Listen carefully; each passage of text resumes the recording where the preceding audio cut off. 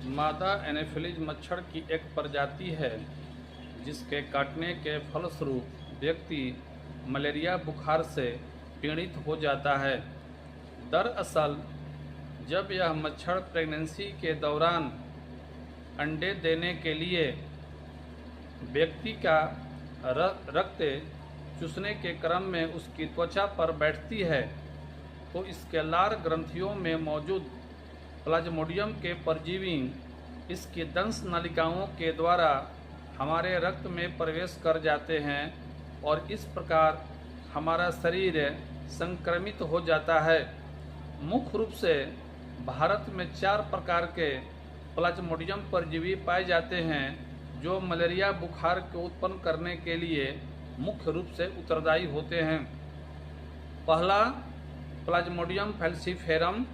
यह एक बहुत ही खतरनाक किस्म का प्लाज्मोडियम परजीवी है। मात्र इसके संक्रमण के 24 घंटे के भीतर ही व्यक्ति की हालत काफ़ी खराब और जटिल हो जाता है। इस प्रकार के परजीवी से पीड़ित व्यक्ति कुछ दिनों के बाद ही कोमा में चला जाता है या उसके अंग फेल्योर होने लगते हैं, मतलब उसके अंग काम करना बंद कर देते हैं, या उस व्यक्ति को मस्तिष्क ज्वर की शिकायत बड़े पैमाने पर होती है। दूसरा, प्लाज्मोडियम वाइवेक्स। यह एक सामान्य प्रजाति का परजीवी होता है।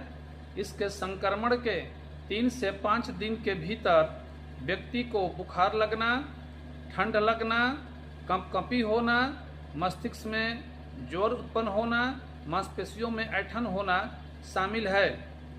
Number 3, Plasmodium malaria. यह एक सौम्य किस्म का परजीवी होता है जो निष्क्रिय अवस्था में मनुष्य की लीवर में कई दिनों तक रह सकता है। अगर इसका इलाज समय पर और बढ़िया तरीके से न किया जाए तो यह कुछ महीनों के भीतर, कुछ दिनों के बाद भी जो है ये मलेरिया बुखार उत्पन्न कर सकता है। चौथा, प्लाज्मोडियम ओवेल।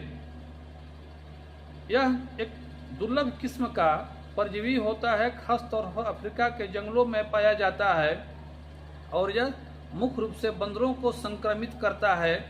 लेकिन यह देखा गया है कि इसके नए वर्जन मनुष्यों को भी संक्रमित कर रहे हैं। तो इस प्रकार देखा जाए तो यह एक बहुत ही खतरनाक किस्म की बीमारी माना जा सकता है।